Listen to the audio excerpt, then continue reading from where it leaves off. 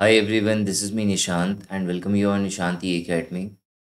In the part 6 of Industrial Relation and Labor Laws, I have told there are total 4 laws regarding wages. The first one is Payment of Wages Act 1936, Minimum Wages Act 1948, Payment of Bonus Act 1965, Equal Remuneration Act 1976. And in 2019, all these 4 laws are subsumed under Code on Wages. इस series के part 6 में मैंने बता रखा है कि wages के regarding 4 different laws हैं। पहला है पेमेंट ऑफ वेजेस, दूसरा है मिनिमम वेजेस एक्ट, तीसरा है पेमेंट ऑफ बोनस एक्ट और चौथा है इक्वल रिम्यूनरेशन एक्ट। और 2019 में 2019 में इन चारों लॉज को सब्ज्यूम कर एक लॉ बना दिया गया है जिसे हम लोग कहते हैं code on wages. This video is basically part 10 of Industrial Relation and Labor Laws, in which we are going to deal with Payment of Wages Act 1936. क्या पढ़ेंगे इस वीडियो में हम लोग? पेमेंट ऑफ वेजेस एक्ट 1936 ये पढ़ने वाले। मैंने अपने industrial relation and labour laws के फर्स्ट पार्ट में मेंशन करा था, there is always a conflict between management and workers. यानी कि जो एम्प्लॉयर होगा और जो एम्प्लॉय है, इनके बीच में हमेशा एक विवाद होता रहेगा। And the reason behind this conflict is their contradictory nature. उनका जो विवादित स्वभाव है, यही उनके कॉन्फ्लिक्ट का कारण है।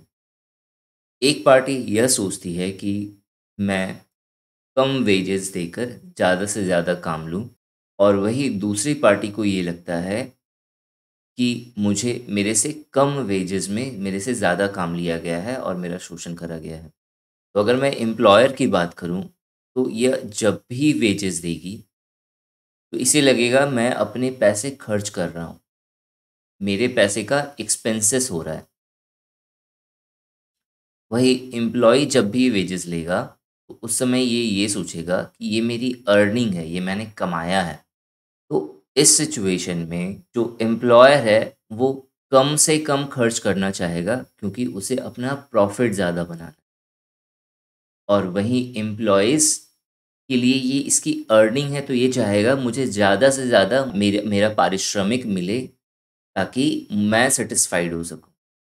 तो देखा जाए तो वेजेस ही इनके बीच के रिलेशन का सेंटर पॉइंट है, और this is the root of all conflicts. Wages ही सारे तरह के विवादों की जड़ है। इस विवाद का सबसे बड़ा फॉर्म, इस कॉन्फ्लिक्ट का सबसे बड़ा फॉर्म 1895 में देखने को मिला था, when India's first big industrial strike awkward. इसे अहमदाबाद मिल वर्कर स्ट्राइक के नाम से भी जाना जाता है। क्या हुआ था इसमें? मिल के ऑनर्स ने डिसाइड करा कि वो अपने मिल वर्कर्स को 14 दिन काम करने पर 7 दिन की सैलरी देंगे। तो जब ये वर्कर्स को पता चला, तो अप्रोक्सीमेटली 8000 वर्कर्स ने स्ट्राइक कर दिया।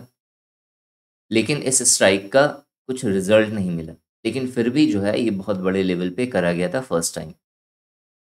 इसके बाद और भी बहुत सारे डेट्स हैं, जैसे 1896 में एक और स्ट्राइक हुआ, कलकत्ता जूट मिल स्ट्राइक कहते हैं उसे। उसी तरह से 1897 पे एक हुआ है, फिर 1903 पे एक है, फिर 1905 पे एक है, फिर 1907 पर है। इस तरह से ये स्ट्राइक चलता रहा। इन सारे स्ट्राइक का जो सेंटर पॉइंट था, जो मेन इशू था, वो था वेजेस को लेकर। और इस वेजेस के रिगार्डिंग दो इश्यूज थे। पहला, उन्हें रेगुलर पेमेंट नहीं मिल रही है, और दूसरा, उनके पैसे जो उनकी अर्निंग्स है, उन्हें उनमें मनमाना कटौती करा जा रहा है, मतलब अनअथोराइज्ड डिडक्शन करा जा रहा है उनके पैसों में। We have already read in 1931 the Whitley commission और the royal commission have passed its report. हमने पढ़ लिया है कि 1931 में विटले कमीशन ने या रॉयल कमीशन ने एक रिपोर्ट जारी करी थी, और उसमें उन्होंने कुछ रिकमेंडेशंस दिए थे। उन्हीं रिकमेंडेशन में एक रिकमेंडेशन था कि गवर्नमेंट को एक वेज बोर्ड बनाने की आवश्यकता है, और इसके साथ ही एक ऐसे लॉ को लाने की आवश्यकता है जो वर्कर्स के रेगुलर वेजेस को इंश्योर कर सके। और यही कारण था कि 1936 में ब्रिटिश गवर्नमेंट ने एक एक्ट या एक अधिनियम जारी करा, जिसे पेमेंट ऑफ वेजेस एक्ट 1936, मजदूरी भुगतान अधिनियम 1936 के नाम से जानते हैं। अगर मैं ऑब्जेक्टिव या उद्देश्यों की बात करूं, तो इसके 3 उद्देश्य थे।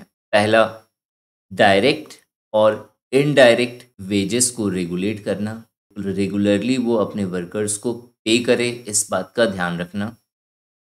दूसरा, जो भी अनऑथराइज्ड डिडक्शन किए जा रहे हैं वर्कर्स के पेमेंट में, उसे रोकना। तीसरा, इस बात को इंश्योर करना कि एम्प्लॉयज़ को अनजस्टिफाइड डिले के अगेंस्ट पेमेंट लगातार मिले। मतलब वेजेस का पेमेंट समय पे करवाया जाए, इस बात का ध्यान रखना। अगर मैं एप्लीकेबिलिटी की बात करूं, तो सबसे पहले यह पूरे भारतवर्ष पे लागू हुआ। दूसरा, ये उस तरह के एम्प्लॉयज़ के ऊपर लागू हो रहा था जिसकी मजदूरी हर महीने 1,000 रुपये से कम थी। 1982 के अमेंडमेंट के बाद ये जो लिमिट है 1,000 रुपीज़ पर मंथ, इसे 1,600 रुपये प्रति माह ये कर दिया गया। मतलब वो सारे वर्कर्स जिनकी मजदूरी मंथली बेसिस पे 1,600 रुपीज़ थी, उन पर ये एक्ट एप्लीकेबल था, बाकी और किसी पर नहीं। तो ये हमें ध्यान रखना है कि this act is only applicable to certain class of people. तीसरा, ये हर तरह के फैक्ट्रीज या इंडस्ट्रियल एस्टेब्लिशमेंट पर ये एप्लीकेबल नहीं था। किस पे था? तो this is applicable only to employees in any factory, railway, contractor and an industrial establishment under sub clause A to G of clause 2 of section 2। तो सेक्शन 2 के अंदर जो क्लॉज 2 है, उसके अंदर सब क्लॉज A to G के अंदर जितने भी मेंशन करे गए इंडस्ट्रियल एस्टेब्लिशमेंट है, उसके ऊपर ये लॉ एप्लीकेबल था। तो सर, इसके अंदर क्या क्या था? ये क्वेश्चन हो सकता है, हमें नहीं पढ़ना, लेकिन फिर भी अगर आपको जानना हो तो ये मैंने PDF में ये सारी चीज़ें मेंशन कर दी है, just read one time. Next आते हैं डेफिनेशन ऑफ वेजेस या मजदूरी की परिभाषा। 1936 का ये अधिनियम का जो सबसे मेन कैरेक्टर है वो ये है कि इसने वेजेस को बहुत ही अच्छे तरीके से डिफाइन करा, और इसी कारण से गवर्नमेंट ऑफ इंडिया ने पोस्ट इंडिपेंडेंस के बाद भी इस एक्ट को फॉलो करा। तो मजदूरी की परिभाषा में उन्होंने कुछ चीज़ें मेंशन करी हैं। पहला क्या? पहला उन्होंने बताया है वेजेस मीन्स ऑल रेमुनरेशन, हर तरह की मजदूरी, हर तरह तरह का पारिश्रमिक, whether by way of salary, चाहे वो सैलरी के फॉर्म में हो, चाहे वो अलाउंस हो, भत्ता हो, किसी कॉन्ट्रैक्ट के तहत उसे दिया जा रहा हो, या फिर कुछ और जो कि in terms of money, money में होना चाहिए, मनी के फॉर्म में होना चाहिए, और या capable of being expressed in the money form, जिसे मनी के फॉर्म में कन्वर्ट किया जा सके। मतलब अगर मनी के फॉर्म में नहीं दिया तो कोई बात नहीं, लेकिन एक ऐसा फॉर्म होना चाहिए जिसे मनी में कन्वर्ट किया जा सके, जैसे चेक दे सकता है वो। नेक्स्ट एक्ट ये कहती है कि ये जो वर्कर्स को रेमुनरेशन मिलेगा वो उनके टर्म्स ऑफ एम्प्लॉयमेंट को डिफाइन करे। टर्म्स ऑफ एम्प्लॉयमेंट का यहाँ पे मतलब ये है कि सपोज करिए वर्कर्स ने 30 डेज वर्क करा, बट उसे जो वेजेस मिल रहा है वो 15 डेज का ही मिल रहा है। तो ये नहीं होना चाहिए। जो भी उन्हें वेजेस मिल रहा है वो उनके टर्म्स ऑफ एम्प्लॉयमेंट की 30 डेज उसने काम करा है, तो उसे जो वेजेस मिलेगा वो 30 डेज का ही मिलेगा। ये चीज़ इंश्योर करा। और क्या करा गया? Be payable to a person employed in respect of his employment और of work done in such employment. अगर सपोज इस वर्कर ने 30 डेज काम करा है, तो जो एम्प्लॉयर है वो किसी और वर्कर को पैसे नहीं दे सकती है, जिसने काम करा है उसे ही पैसे देने पड़ेंगे। इस बात को भी सुनिश्चित करवाया गया।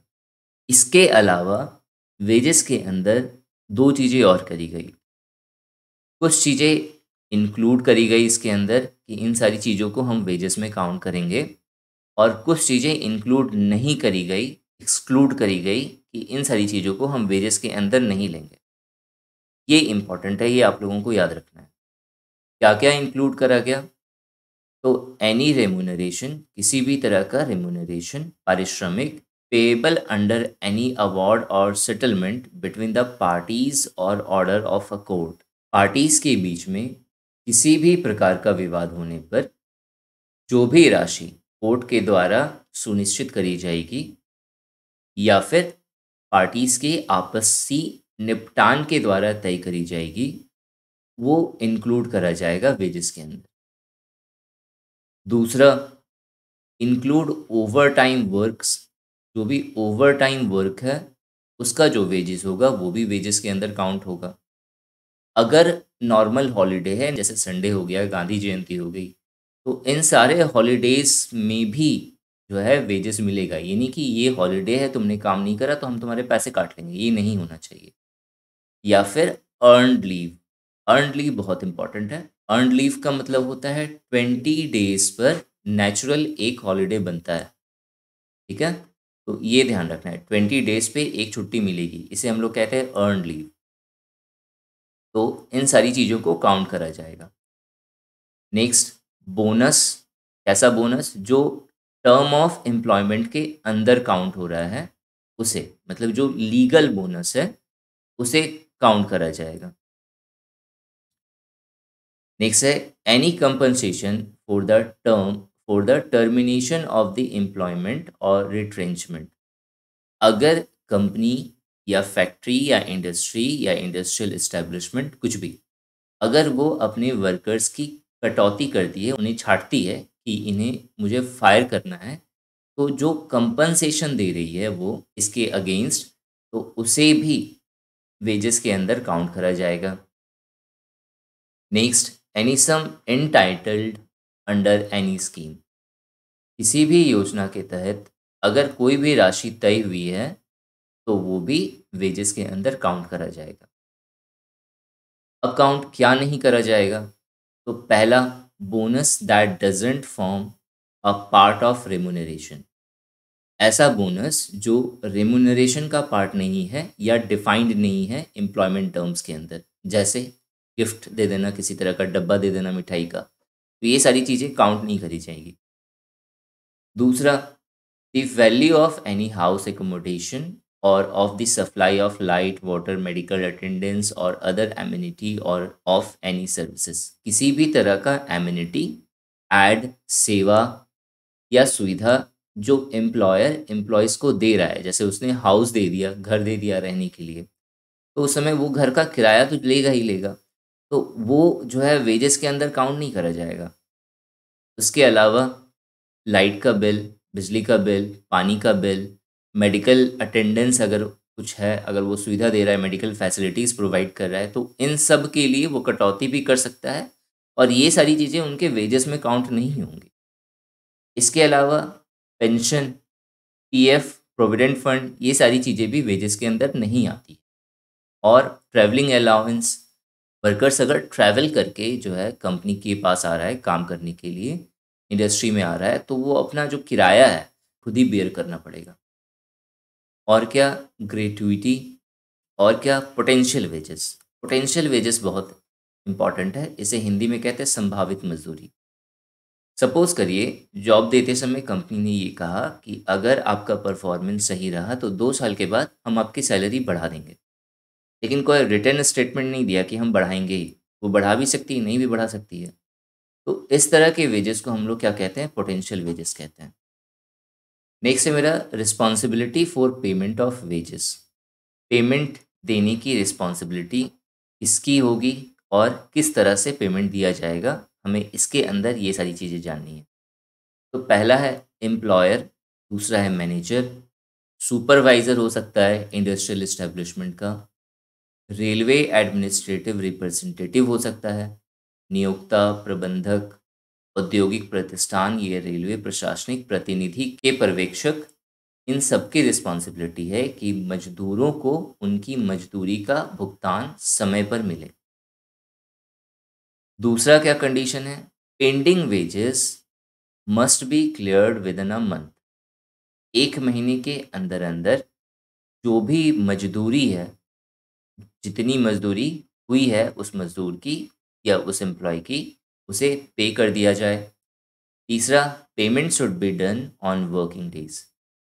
जो काम वाला जो दिन है उसी समय जो है उनका पेमेंट हो, उनकी छुट्टी खराब नहीं करी जाए कि जैसे सपोज संडे को छुट्टी है तो उसने उन्होंने 6 दिन काम करवाया, मंडे टू सैटरडे, और फिर उसे कहा कि तुम संडे को आकर के मेरे से पैसे लेकर के जाओ। ऐसा नहीं चलेगा, उन्हें जितना दिन जो उनका वर्किंग डे है उसी समय उसी उसी दिन में से कोई एक दिन होगा तय करा जाएगा जब आपको पेमेंट करना है अपने एम्प्लॉयज़ का। ये सारी चीज़ें इस एक्ट ने डिफाइन करी। नेक्स्ट है एम्प्लॉयर के क्या क्या ऑब्लिगेशंस होंगे। पहला है, all his workmen are paid regularly and timely. उसे हमेशा ध्यान रखना है कि उसके एम्प्लॉयज़ रेगुलरली और टाइमली पेमेंट मिल रही है उन्हें या नहीं मिल रही है, इस चीज़ का ध्यान रखना है। दूसरा, fix wages period which shall not exceed 1 month. जितनी भी मजदूरी तय की हुई है या दिया जाना है उसे 1 महीने के अंदर अंदर पे कर दिया जाए। तीसरा है, payment should be done in current coin और करेंसी नोट और बोथ। जो भी पेमेंट होगा उसे करेंसी में या कॉइन में, जो उस समय ट्रेंड में है, उस समय चलन में है, उसी में पेमेंट करा जाना चाहिए। नेक्स्ट है, not to make unauthorised deduction. Employer को यह भी ध्यान रखना है कि वह अनऑथोराइज्ड डिडक्शन ना करे। वह अपनी मर्जी से कुछ भी नहीं काट सकता कि जो मन में आया वो काट दे। जो लीगल है वही काम करना है। तो अगर वो लीगली अगर वो किसी तरह की कटौती कर रहा है या फिर किसी तरह का वो फाइन ले रहा है, तो इसके साथ ही साथ वह इस बात का ध्यान रखेगा कि एम्प्लॉय जिसका वो पैसे काट रहा है उसे पर्याप्त अवसर मिले ताकि वह अपनी बात रख सके कि उसके पैसे क्यों नहीं काटे जाने चाहिए। So imposed fine only for permissible acts and also give adequate opportunity to show cause against the fines and deduction. Next है यहाँ पे maintain registers and all other records of payment including deduction and fines etc. Employer को हमेशा अपने registers और जितने भी records हैं, चाहे वो पेमेंट के रिगार्डिंग हो, चाहे वो डिडक्शन के रिगार्डिंग हो, चाहे वो फाइन्स के रिगार्डिंग हो, ये सारी चीज़ें मेंटेन करके रखनी पड़ेंगी। अब अथॉराइज्ड डिडक्शन के अंदर क्या-क्या आता है वो देख लेते हैं। तो पहला है फ़ाइन, जुर्माना। वो किसी चीज़ का वो फ़ाइन ले सकता है उससे। दूसरा, एब्सेंस फ्रॉम ड्यूटी। अगर वो बिना बताए, बिना एक पर्टिकुलर रीज़न के, लीगल रीज़न के, सही रीज़न के अगर वो एब्सेंट कर रहा है अपने काम से, तो जो एम्प्लॉयर है वो उसके पैसे काट सकता है। तीसरा, अगर एम्प्लॉयी ने किसी तरह का डैमेज या लॉस कर दिया इंडस्ट्री के अंदर, तो वह उसके पैसे ले सकता है। चौथा, डिडक्शन फॉर एमेनिटीज़। अगर वो किसी तरह की सुविधा दे रहा है, ग्रांट दे रहा है, तो उस सिचुएशन में वो उसके पैसे काट सकता है। किसी तरह की सेवा दे रहा है, लोन रिकवरी करवा रहा है, अकोमोडेशन, आवास का लागत है, और एनी इम्पॉर्टेंट क्राइटेरिया और legal conditions mentioned in contract. जो भी कॉन्ट्रैक्ट में लिखा हुआ है उन सारी चीज़ों के वो पैसे काट सकता है। नेक्स्ट है इंस्पेक्टर एंड हिज पावर। तो यह एक्ट कहती है कि government can appoint an inspector. Government एक इंस्पेक्टर को अपॉइंट कर सकती है जो क्या करे, यह एक्ट इन्फोर्स हो रहा है या नहीं सही तरीके से, उसकी वो जांच पड़ताल कर सके। बेसिकली जो इंस्पेक्टर होता है तो वो उस डिस्ट्रिक्ट का डीएम हो सकता है, डिस्ट्रिक्ट मजिस्ट्रेट से कहते हैं, या फिर कोई और सब ऑर्डिनेट ऑफिसर जिसे गवर्नमेंट ऑफ इंडिया ने बेसिकली ये परमिशन दिया है कि वो इंस्पेक्ट कर सके किसी भी इंडस्ट्रीज़ के अंदर जा कर के या किसी भी फैक्ट्री के अंदर जा कर के। इसके पावर्स क्या-क्या होंगे इस इंस्पेक्टर के? तो to examine and inquiry for the enforcement of law. जो नियम है या फिर जो ये एक्ट जो सारी बातें कह रहा है वो पूरी तरह से एनफोर्समेंट हो रही है या नहीं, लागू हो रही है या नहीं, उसे एग्ज़ामिन करना और उसकी जांच करना। Power to enter inspect and search any premises of any railway, factory or industrial or other establishment at any reasonable time। कोई भी रीजनेबल समय में, ये नहीं कि रात को सोते समय जाकर के उठा लिया किसी को, वैसे नहीं। ठीक है, तो कोई भी रीजनेबल टाइम में इसके पास पावर है कि वो किसी भी प्रेमिसेस, इसके किसके, तो रेलवे के, फैक्ट्री के, इंडस्ट्रियल इस्टेब्लिशमेंट के, तो इन सब के प्रेमिसेस पे वो जा सके और जा करके वो इंटर कर सकता है, इंस्पेक्ट कर सकता है चीज़ों को अपनी मर्जी से, सर्च कर सकता है कुछ भी जो उसे डाउट हो, तो इन सारी चीज़ों को वो कर सकता है। सुपरवाइज द पेमेंट, अगर पेमेंट दिया जा रहा है तो उसे वो सुपरवाइज कर सकता है, वो चेक कर सकता है कि पेमेंट सही तरीके से मिल रहा है या नहीं। एग्जामिन रिकॉर्ड एंड रजिस्टर्ड, जो भी रजिस्टर्स और रिकॉर्ड रखे गए हैं एम्प्लॉयर के द्वारा, उसे एग्जामिन कर सकता है और अगर ज़रूरत पड़े तो उसे सीज भी कर सकता है या फिर उसकी कॉपी बना करके भी रख सकता है। ये भी मेंशन कर लेना अगर आप नोट्स बना रहे हो तो उसकी कॉपी भी वो रख सकता है। राइट्स ऑफ एम्प्लॉय क्या क्या हैं, तो कर्मचारी के अधिकार कौन कौन से हैं, तो पहला, to refuse to agree to any unauthorised deduction and fines, किसी भी प्रकार की अनाधिकृत अगर कटौती की जा रही है तो उस पे वो फाइन ना दे, वो मना कर सके, वो रिफ्यूज़ कर सके कि सर ये गलत है, ये आप मेरे साथ नहीं कर सकते।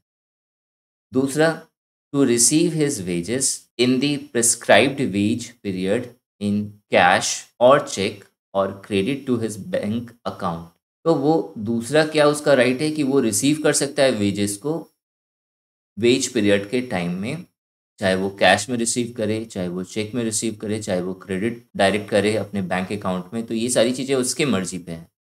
वो पहले जो एम्प्लॉयर है वो पूछेगा उससे कि आपको किस तरह से पेमेंट करूँ मैं।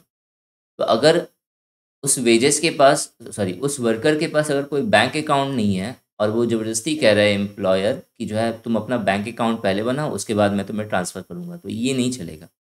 ये उसकी मर्ज़ी होगी, एम्प्लॉयी की मर्ज़ी होगी कि वो बैंक में वो पैसे ले या ना ले। वो कैश लेना चाहे तो एम्प्लॉयर की ये बाध्यता है कि वो उसे कैश में पेमेंट करेगा। थर्ड है, approach within the 6 month to the prescribed authority to claim unpaid और डिलेड वेजेस। अगर एम्प्लॉय के साथ किसी भी तरह का जो भी इस एक्ट्स के अंतर्गत आता है, वो उन सारी चीज़ों में से कोई भी एक चीज़ नहीं हुई है, जैसे डिलेड वेजेस यहाँ पे लिखा हुआ है कि वेजेस देने में डिले हो रहा है। इसके अलावा कटौती कर ली गई, अनऑथराइज्ड रिडक्शन हो गया। इसके अलावा उसे घुमा फिरा के दे रहे हैं, कभी कुछ बोल दिया, कभी कुछ बोल दिया। तो इन सारे सिचुएशन पे एम्प्लॉइज़ का ये राइट है कि वो प्रिस्क्राइब्ड अथॉरिटी, जो भी अथॉरिटी होगी जैसे कि कोर्ट, वो वहाँ जा सकता है 6 महीने के अंदर-अंदर। नेक्स्ट है, appeal to district court against the direction made by the authority appointed under the act of payment of wages and compensation of the amount of these sum exceed 300 rupees. अगर 300 से ज़्यादा रुपए का सवाल है, मतलब जो वेजेस में जो कटौती हुई है या फिर जो उनके वेजेस बाकी हैं एम्प्लॉय के, तो वो अगर 300 रुपए से ज़्यादा हैं, तो एम्प्लॉय का ये हक है कि वो अपील कर सकता है डिस्ट्रिक्ट कोर्ट में, या फिर जैसे-जैसे अब बढ़ता जाता है ये अमाउंट, वैसे-वैसे वो फर्दर, जैसे डिस्ट्रिक्ट कोर्ट के बाद स्टेट कोर्ट होता है, तो उन सब जगहों पे जाकर के जो है वो अपील कर सकता है। ये complete payment of wages act 1936 था। होप सारी चीज़ें अच्छे से क्लियर हुई होंगी आपकी। मैंने कोशिश करी है कि सारी इंपॉर्टेंट चीज़ें मैं एक जगह पे ला सकूँ। Thanks for watching and wish you good luck for your paper.